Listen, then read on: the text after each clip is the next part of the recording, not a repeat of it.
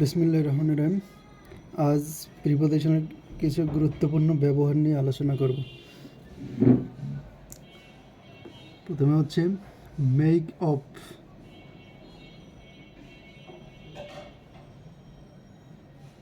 Make of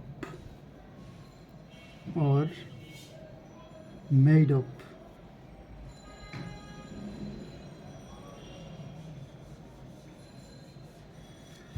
make of আর হচ্ছে made of এর ব্যবহারটা হচ্ছে এরকম যে কোনো বস্তু দেখে যদি এর উপাদান বোঝা যায়, কোনো বস্তু দেখে এর উপাদান বোঝা গেলে তখন মেক অফ আর পাস্ট ইনডিফিনিট যদি হয় এই ক্ষেত্রে মেড অফ বসে। তাহলে বস্তু দেখে উপাদান বোঝা গেলে,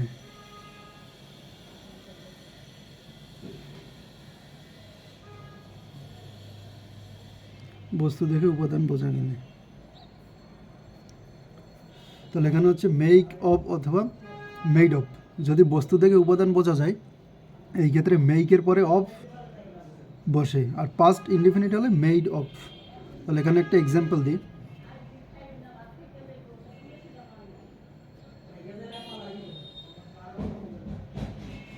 এক্সাম্পল তাহলে হচ্ছে দ্য টেবিল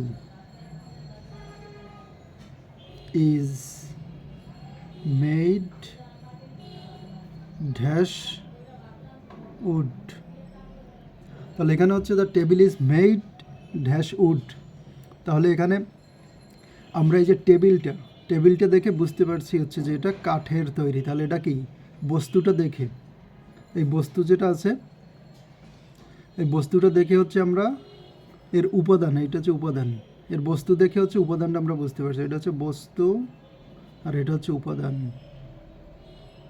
এই বস্তুটা দেখে আমরা উপাদান বুঝতে পারছি। তাহলে এখানে আমরা যেটা বলছি, আমি যেটা বলছি হচ্ছে বস্তু দেখে উপাদান বোঝা গেলে, ঠিক আছে, বস্তু দেখে উপাদান বোঝা গেলে মেক অথবা মেডের পরে অফ বসে। তাহলে এখানে বলছে table is made dash would. তা টেবিলটা উড দিয়ে তৈরি, মানে কাঠ দিয়ে তৈরি। তো এটা তো দেখলে আমরা সাধারণত বুঝি। এই ক্ষেত্রে এই ধরনের সেন্টেন্সে মেক অথবা মেডের পরে অফ প্রিপোজিশন বসে। তাহলে the table is made of would, টেবিলটি কাঠের তৈরি। ওকে, নেক্সট আর একটা ব্যবহারে যাই। এখানে আরেকটা ব্যবহার হচ্ছে মেক অথবা মেডের পরে ফ্রম কখন বসে, এইটা অনেকেই ভুল করে। তাহলে হচ্ছে মেক ফ্রম অথবা মেড ফ্রম। তাহলে এখানে যেটা হচ্ছে মেক ফ্রম অথবা মেড ফ্রম, এর ব্যবহারটা হচ্ছে এরকম যে বস্তু দেখে যদি উপাদান বোঝা না যায়, বস্তু দেখে উপাদান বোঝা না গেলে মেক অথবা মেডের পরে ফ্রম বসে। তাহলে এখানে নিয়মটা হচ্ছে এরকম যে বস্তু দেখে উপাদান বোঝা না গেলে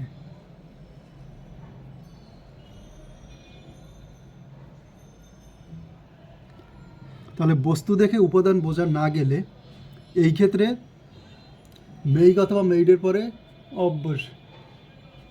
আচ্ছা সরি, এখানে বস্তু দেখে উপাদান বোঝা না গেলে মেক অথবা মেডের পরে ফ্রম বসে। এখন উপরেরটা আমাদের ছিল হচ্ছে যদি বোঝা যায় এই ক্ষেত্রে আমরা হচ্ছে মেক অথবা মেডের পরে অফ বসাবার। যদি বোঝা না যায়, আমরা বস্তুটা দেখে এর উপাদানটা বুঝি নাই, এই ক্ষেত্রে মেক অথবা মেডের পরে ফ্রম বসবে। তাহলে মেক অথবা মেডের পরে ফ্রম কখন বসে, এখন যদি একটা এক্সাম্পল দিই। এক্সাম্পলটা হচ্ছে এভাবে। Example the paper paper is made dash wood। এখন এখানে পেপার যেটা আছে, পেপারটা হচ্ছে আমাদের বস্তু আর উপাদানটা হচ্ছে উড, উপাদানটা হচ্ছে উড, এটা হচ্ছে উপাদান আর পেপারটা হচ্ছে বস্তু। তাহলে এখানে যদি আমরা বলি হচ্ছে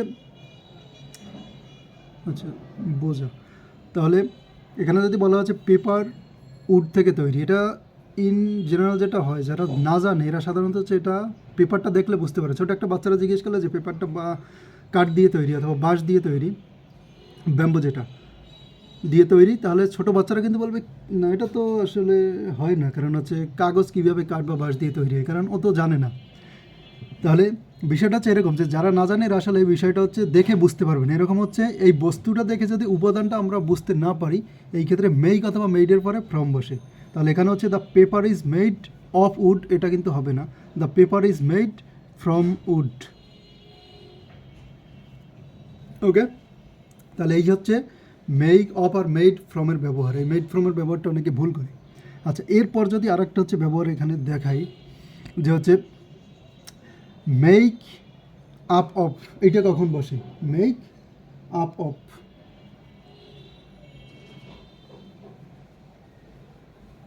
মেক আপ অফ, তাহলে এটা বসা হচ্ছে অনেকগুলো উপাদান মিলে যদি হচ্ছে একটা মাত্র জিনিস তৈরি হয়, এই ক্ষেত্রে মেকের পরে আপ অফ বসে।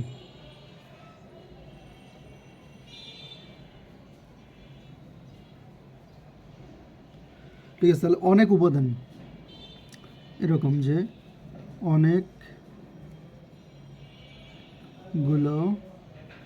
উপাদান, অনেকগুলো উপাদান দ্বারা কোনো কিছু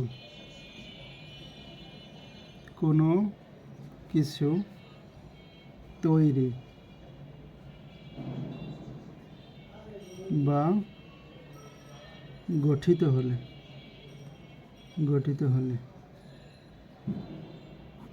তাহলে অনেকগুলো উপাদান দ্বারা কোনো কিছু তৈরি বা গঠিত হলে মেক এর পরে আপ অফ প্রিপোজিশন বসে। মেকের পরে আপ অফ প্রিপোজিশন বসে। এখন এখানে যদি পাস্ট ফর্ম হয়, পাস্ট ফর্মের ক্ষেত্রে হচ্ছে এখানে মেইড হয়ে যাবে, এতটুকু পার্থক্য, আর কিছু না। তাহলে এখানে যদি আমি একটা এক্সাম্পল দিই, এখানে বলছে, তাহলে এক্সাম্পলটা এরকম দেওয়া যায়, the team is made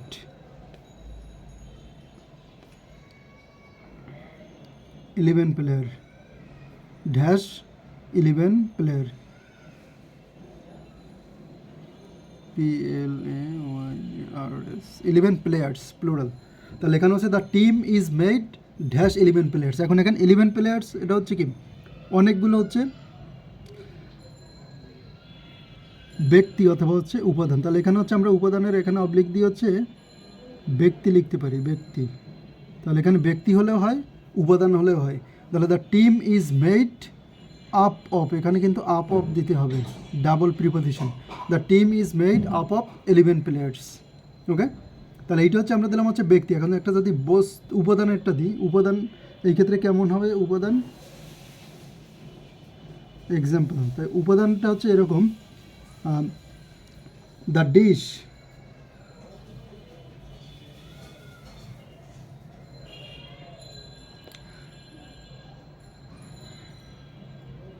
the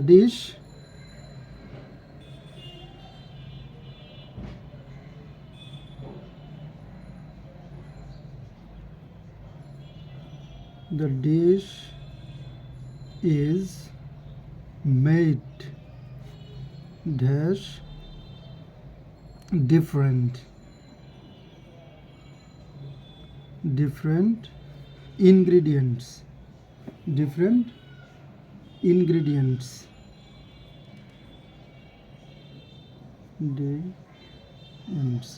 এই ইনগ্রিডিয়েন্টস হচ্ছে উপাদান। তাহলে এখানে আমাদের যেটা বলছে the dish is made dash different ingredients, তাহলে এই যে খাবারটা এটা হচ্ছে বিভিন্ন ধরনের হচ্ছে উপাদান দিয়ে তৈরি। তাহলে হচ্ছে একের অধিক মানে অনেকগুলো উপাদান দ্বারা, অনেকগুলো উপাদান যদি হয় এই ক্ষেত্রে আমরা বলছি মেক অথবা মেড যেটাই থাকুক এরপরে আপ অফ বসবে। তাহলে এটা যদি আমরা হচ্ছে ফিল ইন দ্য ব্ল্যাঙ্কস করি, এটা ফিল আপ করি, এই ক্ষেত্রে কী হবে? The dish is made up of, এটা আপ অফ দুইটা দিতে হবে। The dish is made up of different ingredients. তাহলে এভাবে যে হচ্ছে একের অধিক উপাদান বা ব্যক্তি যেটাই থাকবে, একের অধিক উপাদান বা ব্যক্তি দ্বারা যদি হচ্ছে কোনো কিছু তৈরি হয় বা গঠিত হয়, একই কথা, কোনো কিছু তৈরি বা গঠিত হলে মেক অথবা মেডের পরে আপ অফ প্রিপোজিশন বসবে। তাহলে এই হচ্ছে দুইটা এক্সাম্পল। একটা দিলাম হচ্ছে the team is made up of 11 players, আর একটা হচ্ছে the dish is made up of different ingredients. Okay okay, তাহলে আজকে হচ্ছে এই পর্যন্তই থাক। যদি কারো কোনো বুঝতে অসুবিধা হয় তাহলে হচ্ছে আমাকে কমেন্ট করলেই হবে, পরে আমি রিপ্লাই দেওয়ার চেষ্টা করব। ওকে, ধন্যবাদ সবাইকে, থ্যাংক ইউ, আল্লাহ হাফেজ।